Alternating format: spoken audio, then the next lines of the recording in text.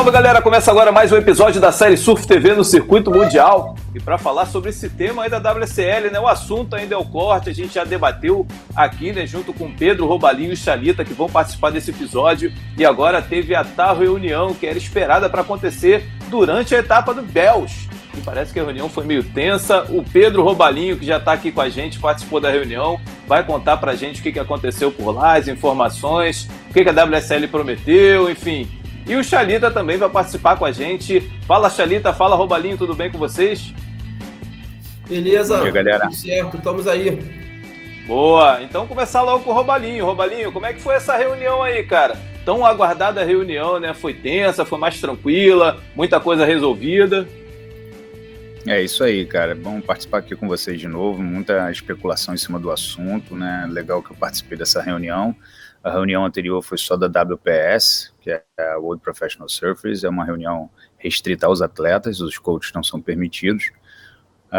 Já para essa etapa, para essa parte, né, essa outra reunião, a WSL fez questão de convidar também os membros dos times, dos atletas. Então isso foi uma coisa assim, uma atitude bem legal da WSL, porque nós estamos diretamente envolvidos no processo, né, influenciamos em vários aspectos na vida dos atletas e também tudo que concerne aí a WSL também interfere nas nossas carreiras. Então assim, achei bem bacana essa atitude e fiz questão de estar presente. O que eu percebi, cara, nessa reunião foi principalmente que foi uma reunião praticamente conciliatória, uma tentativa assim de botar assim, lavar a roupa suja praticamente, né? Porque em cima todo mundo que viu aí o que saiu na Stab Magazine, no site da Stab, a gente teve uma informação sobre a petição feita pelos atletas, que foi resultado da última reunião com a WPS, e nessa petição várias insatisfações foram manifestadas por escrito e algumas reivindicações foram feitas, né? E também houve uma reação da WSL a essa petição, houve um vazamento também de informações dessa reunião da WPS, que é uma reunião que deveria ter suas... Tudo que aconteceu ali deveria ficar, de certa forma, entre os atletas e o representante dos atletas, que é o Christian Bezerra, né? Não deveria ter sido vazado para a imprensa da maneira que foi.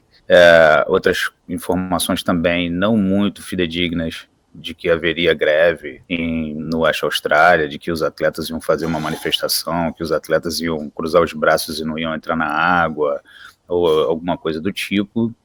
Na verdade, isso não representa a opinião e a vontade dos atletas. Claro que há muita insatisfação, há muitos anseios da parte dos atletas e dos coaches também, de todo mundo envolvido ali no processo, né? Inclusive patrocinadores também, existem também insatisfações da parte de patrocinadores também, mas é porque é tudo muito novo, né? A gente está vivendo aqui acho que a principal questão é o corte, né? Todo mundo está vivendo essa pressão do corte, todo mundo está vivendo essa novidade, né, no Tour, que está trazendo diversas consequências, boas e ruins, boas de repente financeiramente para a WSL, isso foi bem exposto na reunião. Os números da WSL estão melhorando, depois da criação da WSL Finals, aqueles top 5 que fizeram a final em Trestles, aquilo trouxe muitas visualizações, engajamento, mais interesse dos patrocinadores. Acho que o que ficou claro na reunião, na minha visão, foi de que a gente depende do crescimento da WSL para que o esporte se torne um esporte mais reconhecido, com mais condições de realmente chegar num novo patamar, como talvez nunca tenha chegado, mas que ao mesmo tempo a sensação que ficou dessa reunião principalmente foi que não tem nada realmente sendo prometido para os atletas. A gente não pode dizer que a reunião foi boa no sentido conciliatório, como eu falei, né? Todo mundo se colocou, muitos atletas estavam lá, né? Tava a presença do Kelly Slater, a Tatiana Weston-Webb, que era representante dos atletas, o Connor Coffin, a galera da nova geração estava lá, meus atletas estavam lá também, o João Chumbinho estava lá, o Caio Belli falou muito bem com propriedade. Então, assim... O clima estava tranquilo lá? Como é que foi o clima em geral? O clima estava bom. Como eu falei, assim, pareceu uma reunião de panos quentes. Apesar de todo mundo ter sido muito sincero, ter colocado para fora os pensamentos e o que eles estão sentindo e o que eles estão precisando, tudo foi feito assim com muita clareza. Os atletas em momento algum amarelaram ou ficaram intimidados ou qualquer coisa do tipo. Assim, muitas coisas foram colocadas, né? Eu mesmo tive um momento onde eu me coloquei também e falei do ponto de vista acho que eu fui o único coach que sentiu vontade e acabou falando alguma coisa. Teve um momento que eu coloquei minhas posições, meus anseios, minhas dúvidas e também cobrei essa questão, né? Acho que a principal coisa é essa questão legal, a gente sabe que a gente precisa contribuir para o desenvolvimento da WSL, a gente sabe que a WSL, na verdade, é uma empresa e que precisa dar lucro, a gente sabe que o Willow nada mais é do que o cara que é o gerente desse processo, dessa máquina de surf que é a WSL. A gente sabe que ele representa um grupo de investidores, né, muita grana que é colocada na WSL para desenvolver o esporte surf, mas que precisa dar lucro. A gente sabe que ele precisa trazer esse feedback para esses investidores e mostrar serviço. Sempre que você está falando de alguma coisa ou de alguém, você tem que, no mínimo, se colocar no lugar dele e tentar imaginar o que você faria no lugar dele para estar naquela posição, né? Os representantes da WSL estavam lá também, a Jessie Myler, que é a commissioner, o Renato estava lá também. Robalinho, desculpa te interromper, você falou que é importante, né? Lógico, vocês olharem a situação deles também, né? Mas deu a entender que eles estão olhando também a situação dos atletas, porque a sensação inicial com a história do corte não era essa, né? Exatamente. Eu tenho uma pergunta para fazer, Robalinho, depois você pode responder em sequência dessa do Carlinhos. Quem são os atletas os atletas que estavam lá? Quais são os que mais participam? E qual é a principal reivindicação desses atletas? Depois, na hora que você puder falar. Tá. Vou tentar resumir tudo aqui. Até vocês podem, em qualquer momento aí, interromper e me dar uma perguntada no meio, não tem problema nenhum. Assim, o que eu percebi foi assim, um engajamento muito forte, né? Tem muita gente que eu vejo que está de fora e acha que os atletas são pessoas despreparadas, que não estão ali lutando, que não se manifestam, que não participam como deveriam. E eu acho que essa visão está errada. Essa visão, tem muitos atletas inteligentes, pessoas que têm cultura sim, vários atletas são poliglotas, são pessoas que vivem do esporte, mas também, não vou dizer que são pessoas, não são acadêmicos, né? A maioria, 99% não é, um ou outro se formou, qualquer coisa do tipo. São jovens, mas são jovens que têm conhecimento internacional, que têm experiência de vida e que tem que ser dado valor a eles. Eu acho que toda vez que falam, os atletas, não sei o quê, os caras são ignorantes, eu não vejo por aí e discordo disso. Eu vi a manifestação muito, muito pertinente do Léo Fioravante, foi um dos primeiros que se colocou assim de frente e falou, olha gente, a gente tem que tratar de vários assuntos aqui, né? Lógico que isso aqui é uma reunião onde a gente quer botar os pingos nos is e quer trazer paz para o esporte, né? O esporte não pode ficar em guerra. Lógico que existe insatisfação, tem que haver esse atrito, é natural da posição dos donos da empresa, né, do CEO da empresa e dos representantes da empresa e os atletas, existe essa fricção, vai ter que haver, são vários assuntos que têm que ser discutidos, mas ao mesmo tempo a ideia era conciliar, que foi como o Willow, né, que é o Eric Logan, abriu a reunião falando dessa maneira, falando, olha, a gente, número 1, quero estabelecer uma comunicação que está cheia de ruídos aqui. Esse foi o primeiro motivo da reunião. Então, assim, eu percebi, o Léo falou bastante sobre o corte em relação a cair para o Challenge Series e como é que a gente vai fazer com o Challenge Series se a premiação é tão baixa. Ele apresentou informações sobre os custos das viagens, de treinamento. Se o cara viajar sozinho, ele tem que pelo menos fazer a semifinal para pagar os custos dele. Se ele tiver um coach, ele não vai pagar os custos dele, a não ser que ganhe. Né? A inviabilidade, como ficou difícil o Challenge Series para os atletas que vão cair e para os atletas novatos também, como isso afeta todas as cadeias.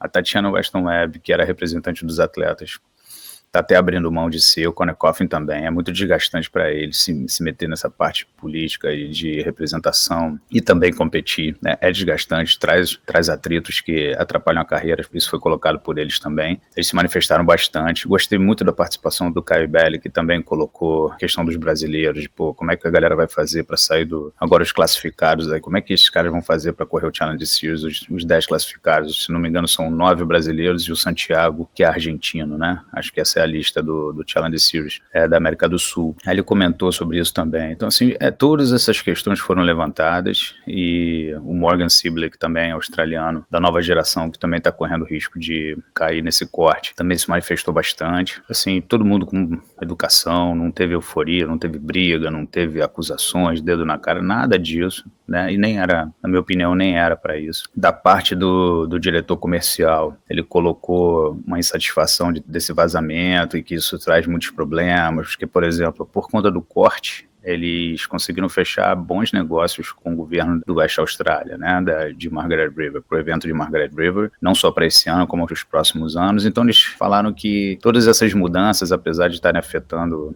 aos surfistas, de várias maneiras está trazendo benefícios para a WSL, e a WSL, segundo o Eric Logan na reunião de ontem, está se tornando uma empresa que se paga e que tem chances de dar lucro nos próximos anos. E aí é que vem o ponto da questão. Não ficou, pelo menos foi a minha sensação e a minha observação principal dessa reunião, ela foi conciliatória, rolou aquele clima de panos quentes, mas em momento algum ficou claro de que forma, eu até perguntei isso diretamente e não tive essa resposta clara, de que forma, o quanto a WSL precisa ganhar mais, o quanto as contas precisam melhorar para que os benefícios sejam sentidos e refletidos no lado dos atletas. Isso aí não ficou claro. Então, assim, essa parte ficou bastante preocupante. Qual o papel da WPS nesse caso? Sendo que ela é a associação que ela protege os surfistas, os direitos dos surfistas. Como que seria, no caso, o Christian Becerra? O que ele pode interferir nessa reunião e o que ele pode pedir, qual argumento que ele pode usar para requerer dos direitos dos surfistas, entendeu? Sim, o Christian estava lá, participou bastante da reunião. O Christian é uma pessoa muito dedicada a buscar o melhor para os surfistas. Christian Becerra, que é brasileiro, né? Claro. Christian Becerra, que é brasileiro, residente da Austrália, né? Que é a pessoa responsável pela WPS. Acho que o cargo é presidente, mas talvez eu esteja falando o termo errado aqui, mas a pessoa que é encarregada é o principal representante, é quem tem um diálogo direto, constante com a diretoria da WSL, é quem está sempre passando as preocupações e as reivindicações feitas pelos atletas diante do que acontece na WSL, tanto em relação a qualquer coisa ligada, e só do WCT, só para deixar claro que ele não representa os atletas do WQS, que não existe mais, né? Agora tem o QS regional, tem o Challenge Series, e tem o WCT, as 3 divisões, como a gente coloca. Eles não chamam de divisões, mas já virou uma prática clássica, assim, a gente chamar de 3 divisões. Eu gosto dessa nomenclatura porque fica claro que um atleta, para começar hoje no esporte, se ele quiser chegar no topo da cadeia lá, ele vai ter que passar pelas 3 divisões. Ele participou da reunião, trouxe várias informações, uma coisa assim, ele rolou, como eu falei, panos quentes dos dois lados, a gente teve que, de certa forma, mostrar, ficou claro, a Tatiana também se manifestou nesse sentido, a Tatiana Weston Webb, dizer que as meninas também não querem, em momento algum, chegar lá, cruzar os braços na frente do palanque e dizer que não vai entrar na água e boicotar o evento. Isso, para mim, foi mais um boato do que qualquer outra coisa, né? Não representa o que os atletas querem, o que eles sentem. Talvez represente até o que eles sentem, mas não é o que eles querem, nem a ação que a gente quer que seja tomada. Eu mesmo costumo ser bastante crítico a diversas coisas, governos, autoritarismo, o que for. Acho que a WSL está abusando do autoritarismo, sinceramente, apesar dos atletas terem assinado um contrato e aceitado essas regras no ano passado, pelo menos antes de competir em Pipeline. O Caio até levantou essa questão e falou, pô, imagina eu que fui convidado, cheguei lá na hora para pegar minha camisa e o beatmaster falou, se você não assinar o contrato, você não pode vestir a camisa. Então, assim, de certa forma, os atletas são forçados a assinar esse contrato, não tem muita escolha. Esse é um tipo de autoritarismo que você acha, tipo uma arbitrariedade? É uma arbitrariedade quando você não... Eu acho o seguinte, Thalita, assim, se você tem opções, os atletas são ouvidos, são atendidos? Muito pouco. Então, assim, o que adianta ser ouvido e não ser atendido, né? Eu acho que aí é o ponto da questão. Essa reunião, o Eric Logan foi muito claro em vários aspectos, assim, sempre, eu achei ele muito... Tudo que a gente mostrou de preocupações e reivindicações, ele sempre falou, não, eu entendo, você tá certo, não sei o quê, sempre colocando as coisas dessa maneira, mas em momento algum oferecendo a solução prática imediata, ou pelo menos dizer, vocês vão ter que aguentar um tempo, as contas estão melhorando, eu prometo aumentar tantos por cento. Talvez ele nem tenha essa autonomia, mas se ao menos em algum tempo, seja ele 15 dias, 20 dias, ou após o corte, ou o que for, ele trouxer essa informação, eu acho que vai satisfazer os atletas. Os atletas souberem que, por exemplo, não só a premiação, mas o período de espera, a forma como estão sendo feitas chamadas, né? Em Portugal ficou a sensação de que eles queriam correr com o campeonato para gastar menos dinheiro, né? Em Pipeline teve algumas situações de chamada que também foram criticadas, né? A reunião durou em torno de 3 horas, muitos assuntos foram falados. Então, assim, o que eu percebi foi isso, a gente teve uma reunião conciliatória boa, porém sem promessas claras de melhora da situação dos atletas. O corte, o que eu tenho para dizer para vocês é que ele não vai ser retirado das regras. Não vai. Isso aí ficou muito claro para os atletas. A gente vai poder reclamar, a gente vai poder rever? Vai. Mas a experiência vai ser feita na prática. Então, Isso esse ano, né? Para o ano que vem já está definido, não. Só para esse ano... Eu acredito que no que vem o máximo que a gente pode conseguir é estender um pouco o corte para a 6ª, 7ª etapa. E não acredito que vai haver a retirada do corte. Pode ser que eu esteja errado, mas foi a percepção que eu tive em função da apresentação de dados, não tão claros e não tão transparentes, mas através das palavras do CEO, do Willow, né, do Eric Logan, ele deixou claro que o corte trouxe uma vantagem muito grande para eles e eles criaram, a expressão que ele usou foi que um número muito maior de narrativas e todo esse drama criado, para eles isso é dinheiro, isso aí se transforma em venda, se transforma em audiência, se transforma, né, ele colocou que a audiência de Bell subiu, que a audiência de Pipeline subiu, que eles bateram o recorde de audiência na WSL Finals do ano passado e que eles entendem que as coisas vão melhorar também para a WSL Finals desse ano e que isso é que vai trazer dinheiro, tudo mais. Eu acho que toda essa parte, e vários atletas colocaram isso, inclusive eu, quando me manifestei, fiz questão de dizer que a gente entende que estamos todos no mesmo barco, mas que ao mesmo tempo, como eu falei, repetindo, a gente não ficou claro de que maneira os atletas vão se beneficiar dessa melhora do circuito mundial, da melhora das vendas, da melhora da parte comercial da WSL. Então, assim, isso foi a minha maior preocupação, sair de lá sem uma resposta clara do que vai acontecer. Mas em relação ao corte, eu acredito que no máximo a gente vai ter ajustes em relação ao corte, tá? A premiação do Challenge Series, nenhuma promessa de melhorar. 2022 sem chances, 2023 não foi falado. E mas uma segunda coisa que eu achei positiva foi que agora existe uma pessoa, eu agora não tenho o nome dele na ponta da língua aqui, mas existe uma pessoa que vai ajudar os circuitos regionais. Então, pela primeira vez, oficialmente, a WSL está mostrando uma ação em relação a melhorar os circuitos regionais, que alguns já estão bons, né? Por exemplo, essa ideia dos regionais eu sempre fiquei muito preocupado. Não gosto, por exemplo, de ver apenas 4 meninas da América do Sul se classificando para o Challenge Series. Acho que esse número não representa o talento que existe nessa região no surf feminino, né? Só 10 atletas, imagina para os chilenos. Acabou. Quando é que a gente vai ter um chileno no Challenge Series? Quando é que a gente vai ter um chileno no CT? Então a gente tem que ver o lado das nações, né? de todos os envolvidos, né? Assim, eu sou brasileiro, então eu penso muito no lado dos brasileiros, moro no Havaí, penso muito no que está acontecendo na região do Havaí, mas você tem que imaginar que um atleta da Venezuela vai ter que fazer para correr o circuito mundial, então, assim, de certa forma, a WSL vai estudar os dados a partir das ações que eles tomaram e ver se aquele caminho está sendo bom.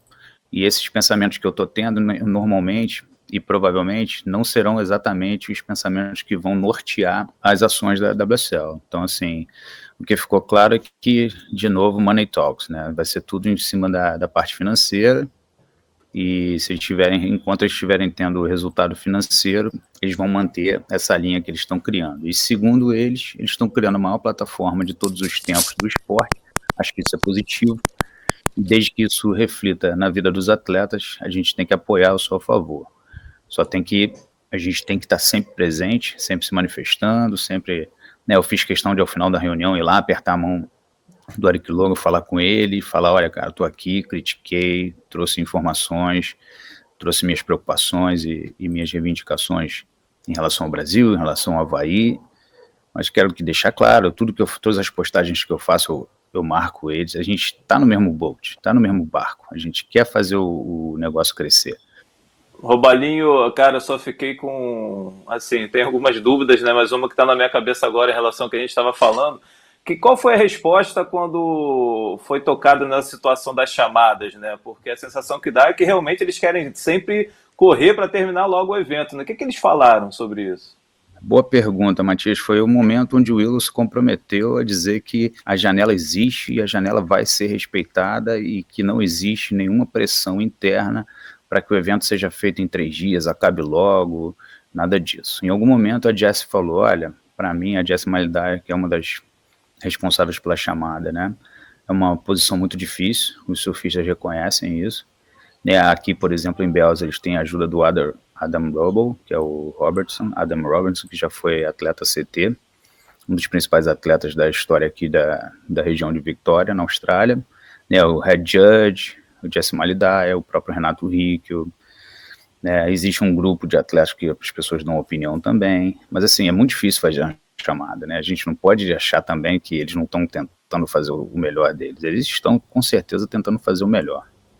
Mas ela falou da responsabilidade que cada chamada que ela faz. Começou o dia, são $200 mil que estão ali em jogo e que estão sendo gastos para aquela máquina girar. Então, assim, a gente sabe que o negócio não é brincadeira, a gente sabe que a pressão existe, né? Ela até sugeriu mais participação antes da chamada. Aqui houve uma comoção muito grande e um número muito grande de reclamações quando a chamada do feminino foi feita, se não me engano, para o round de 16, antes das quartas, se não me engano, foi isso. Onde as primeiras baterias, o mar estava bem ruim, esse dia eu estava dando treino para os meus atletas de manhã cedo, e o mar parou muito, mas havia uma previsão muito boa, e durante o dia o mar ficou clássico, ficou muito bom, rolaram altas baterias boas no feminino, porém, as primeiras baterias foram sofridas. Então, assim, é difícil fazer um call que todas as baterias funcionem bem, sim, é difícil, mas não precisa as primeiras serem ruins, né? Então, assim, você no mínimo tem que começar com o mar funcionando. Havia um interesse de fazer aquela fase e as quartas de final, acho até que tinha condições para fazer, mas essa chamada foi muito criticada e as críticas foram bem ácidas e bem direcionadas. Então, assim, a Jess sentiu a pressão, e assim, não ficou definido exatamente que comitê será formado, né? Esses comitês já foram formados em ocasiões anteriores também, mas que o que ficou falado ali, por isso que eu achei que a reunião foi produtiva, de certa forma, a gente teve muitos panos quentes, mas a reunião, no final das contas, foi produtiva, né?